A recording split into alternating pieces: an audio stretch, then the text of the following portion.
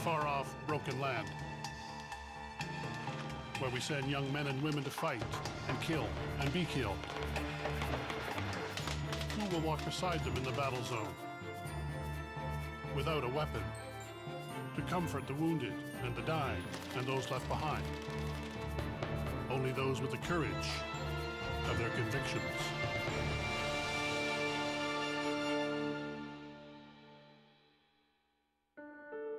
When I was in seminary, everyone seemed to have a real passion for different areas of ministry. I was always kind of wondering, well, what's my passion? Who do I feel so very, very strongly about? And as time went on, I realized that it was a soldier. I identify with the suffering that they go through and the hardships that they have to endure, the things that they have to see. And that was really my call to and my desire to be a military chaplain. This Sunday's service marks the halfway point of Captain Rod Buck's 6-month tour of duty. I'm the chaplain for the Provincial Reconstruction Team here at Camp Nathan Smith in Kandahar, Afghanistan. You got a guy firing over this way too. I think you got 2 guys. 1-2, I say again. 30134 94192. Over. In the weeks after the attacks of September 11th, 2001, Canadian soldiers join a U.S.-led mission to seek out terrorist leader Osama bin Laden and remove his allies, the Taliban, from power in Afghanistan.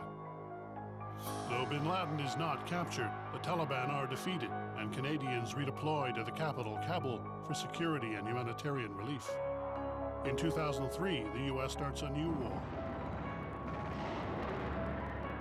with Iraq. Unwilling to participate but wishing to demonstrate a commitment to anti-terrorism, successive Canadian governments commit more troops to Afghanistan. But as their mission becomes more dangerous and deadly, the tour of duty becomes less popular at home.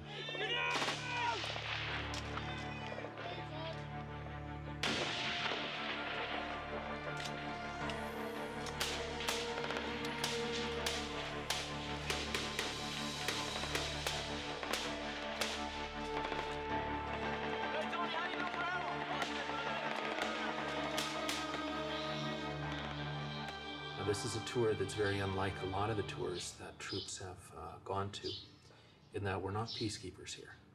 We're very much in a theater of conflict.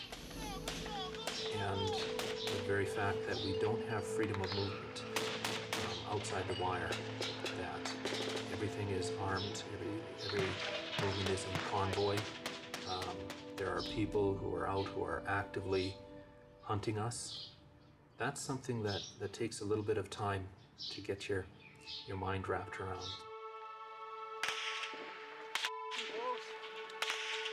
In this deadly war zone, Chaplain Buck carries no weapon. The reality is there's more than enough weapons here. They don't need me for that. What I can provide is far more than just another weapon. A lot of times when our soldiers are called to use deadly force, there's an incredible cost to pay for that.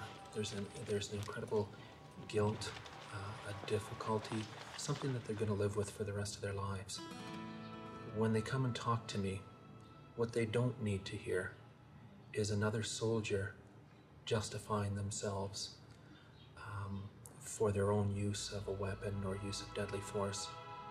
What they need to hear is absolution from somebody who represents God.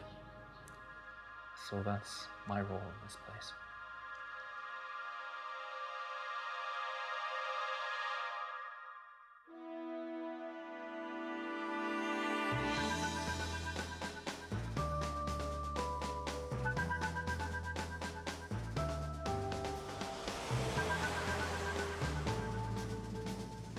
I always felt called to the military. Whenever there would be the Sears catalog, I would turn the pages to the guns and the grenades and the plastic toys that would deal with the military. When I decided to become a Roman Catholic priest, it became very clear to me that I wanted to be a priest in the forces When Chaplain Buck comes home, his place will likely be filled by Padre Gabriel Legault. The Padre wants the men and women of the regiment to trust him before they deploy to the war zone. The main role of a chaplain is to be with the troop, to just be with them. It's called Ministry of Presence. Through my Ministry of Presence, I get to a very regular member of any unit or platoon or company, and they get to accept me as one of them. Every time the soldiers are training, it is very important for me to be there. Obviously, my schedule will not always allow me, but whenever it is possible, I will be there. Whatever the type of training. It might be shooting on the ranges, going on a ruck march, going on field exercise, parachuting. Before becoming a chaplain, I was myself a soldier in a reserve unit, and in that unit, I was a sharpshooter. Ever seen a black powder shotgun? Like, I mean, shoot live? When they Big got muzzle you. flash out of it. Oh, jeez, it's like really a sledgehammer. Yeah. I don't mind a kick, but that's. Oh. I want a kick that's gonna leave you standing. I need my shoulder for blessing. You have to go like this. And you guys are just about to shoot. Make some noise. Enjoy. Good luck. God bless. Okay, this relay, to your targets in front. Relay, the 25-round magazine load. Watch and shoot.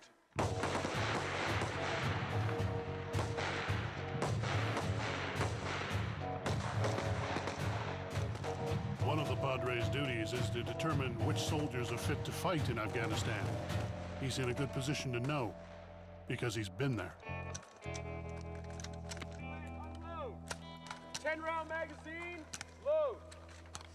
There were times during convoys in downtown Kabul, and the alert level was pretty high, and that I would be sitting there in the back of my vehicle and look at the weapon that was beside me.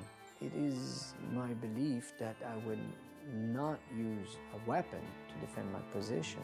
Before dinner, Padre Legault returns a call to his commanding officer. The time has come. He must deploy on very short notice.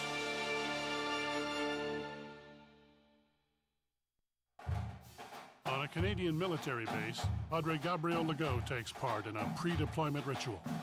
Oh, 1.5 on the sides? And for the top, well, my goodness, there's not much left. Whatever you think that needs to come off, if anything.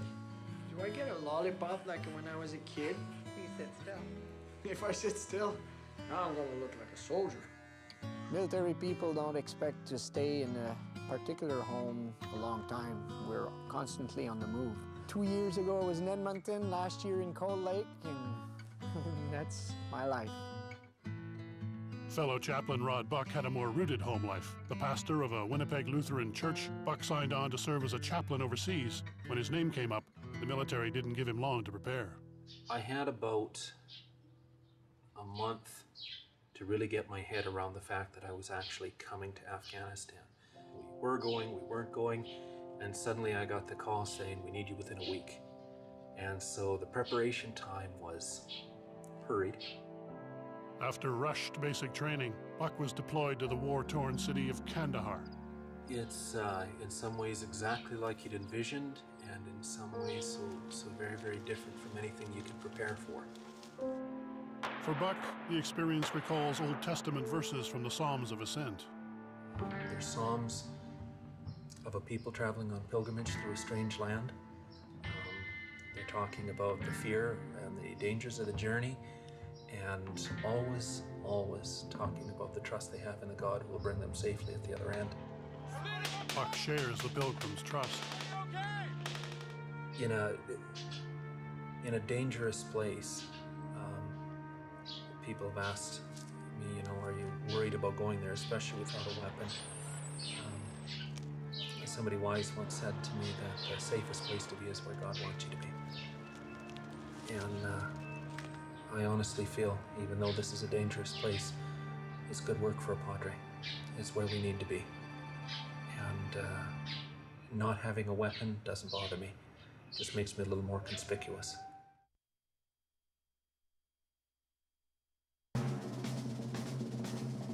At the Army base in Petawawa, as his deployment nears, Padre Legault watches as his platoon completes the final phase of its training. For this, one must put on what we call the bunny suit. It's nuclear, biological, chemical protective gear. And then the gas mask is strapped on our sides. And then we are warmed up by doing jumping jacks, running on the spots, and asked to shake our heads with our mask on to see if there's a good seal before going into the hut.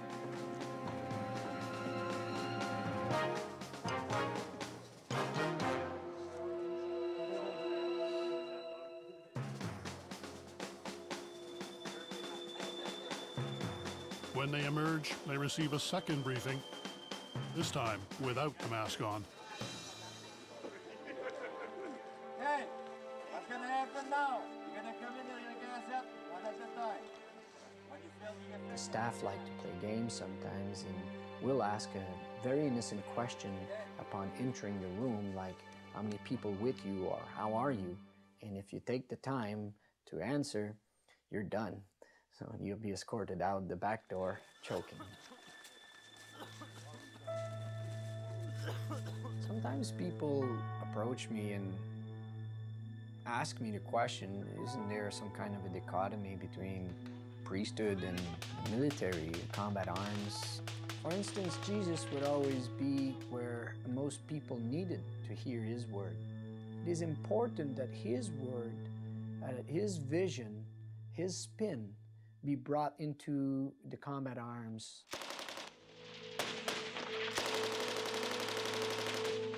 Kev, cease on C6.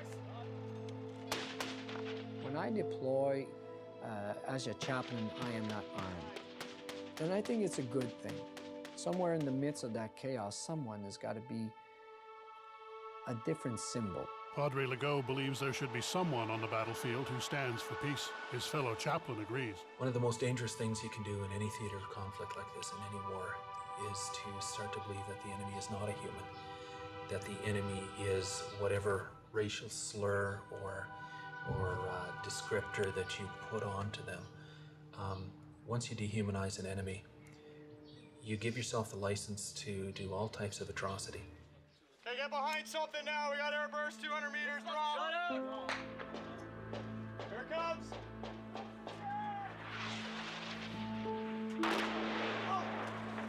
Yeah!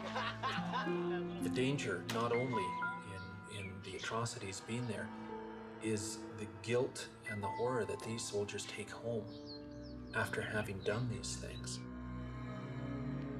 Okay.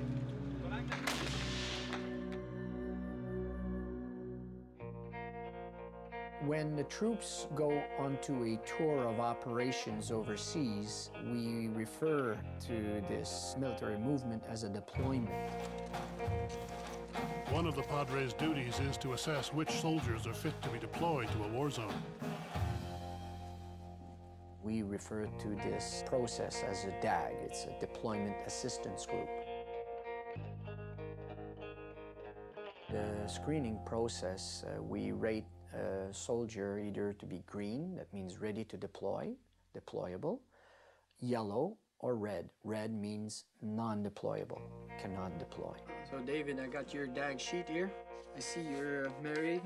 Yes, 7-year-old boy. that's correct. What's his name? Kyle. Okay. And your spouse, what's her name? Karen. And you've been together for how many years? 15 plus years. 15 plus, eh? One of the questions I asked them is, during your deployment, if you are faced in a situation where you have to engage upon the enemy and kill the enemy, would that conflict with your personal beliefs? One of the 10 commandments is, thou shalt not kill. I'd like to discuss what are your thoughts on engaging and possibly killing the enemy? I haven't given it much thought there, sir. Oh, yes? But let's say it does happen, that you actually kill someone in an operation. How do you reconcile this action with your inner beliefs, your theology, your religion? Like I said, I haven't really thought about it too much, and Okay. we don't concern myself with that every day. So. Okay, so Dave, tell you what, when you're in theater, if it happens and you feel you need to talk about this, there's a chaplain in theater ready to help you for that. Though it is easy not to think about killing on a base in Canada, in Kandahar, it will not be an option.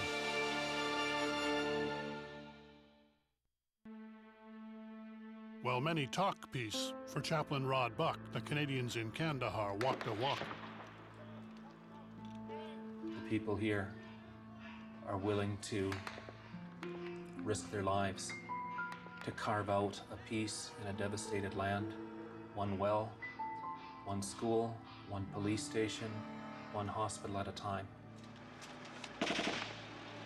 Almost draw a line straight out, but past probably about, I'd say about 300 meters from here.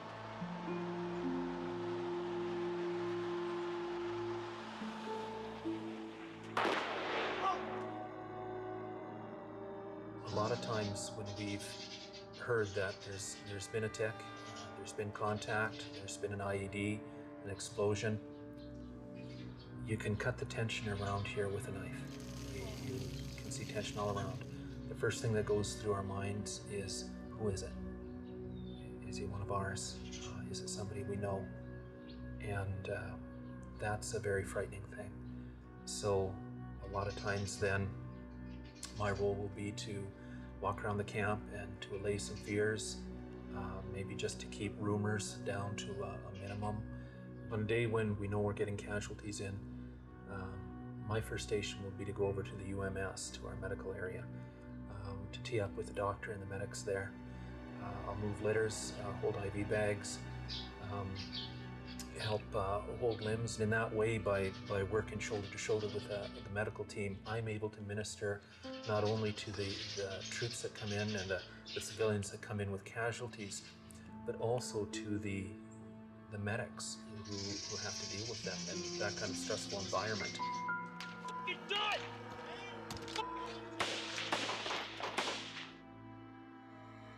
In Canada, Padre Legault administers to a military family in another kind of stress. Some time ago, a family lost a 20-year-old child. I keep on visiting this family on a regular basis.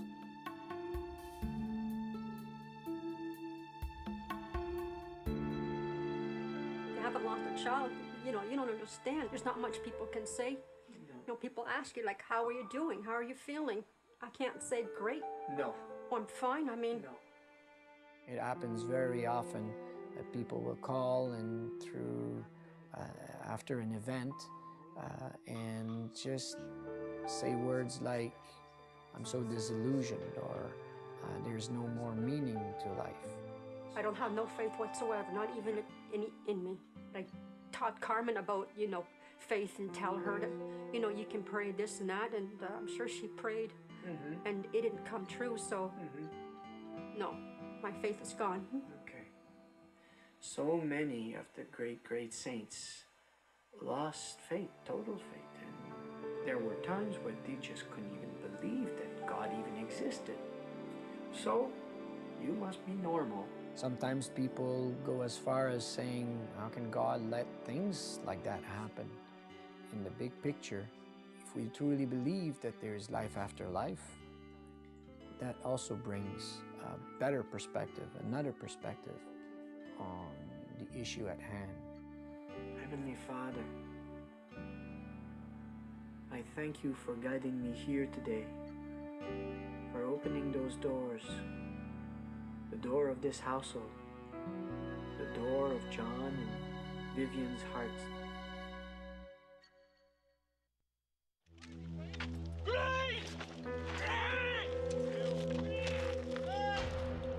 There's a compound back there where that was shooting right over my head. The question comes, in this theater, who is God with? God is with all of us. And and God's heart breaks at the conflict between his children. We're broken people. War is a result of our brokenness, and God weeps at that. In the 3 months that I've been here, we've done 17 ramp ceremonies. I stand in front of a group of young soldiers who I've come to care for very deeply. And I find that after this many ceremonies, I've run out of things to say. Remembrance Day for me from now on will always have the faces of the young people that I led on to a waiting Hercules,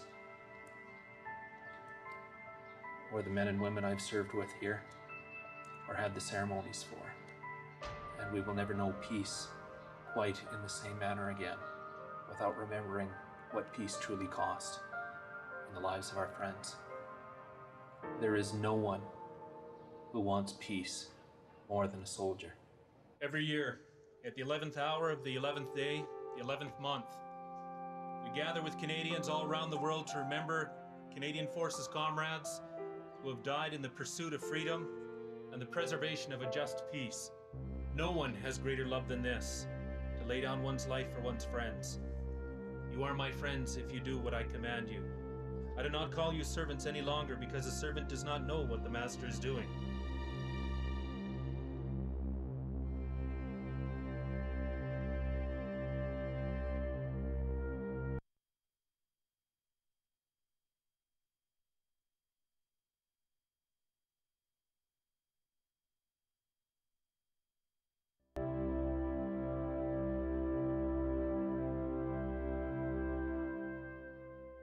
It's a tragedy every time someone gets hurt or killed in action.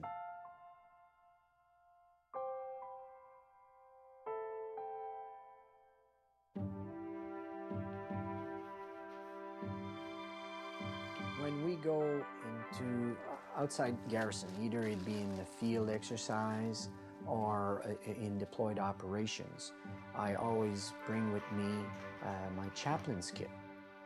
Often I've had to celebrate the Eucharist or a service on the hood of a Jeep. I've even celebrated, I believe, on the snowbank.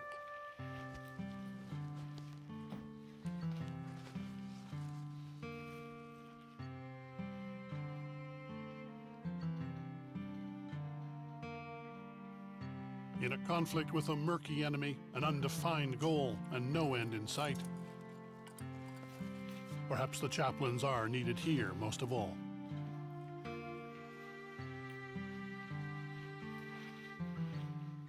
Chaplain Buck's war will soon be over.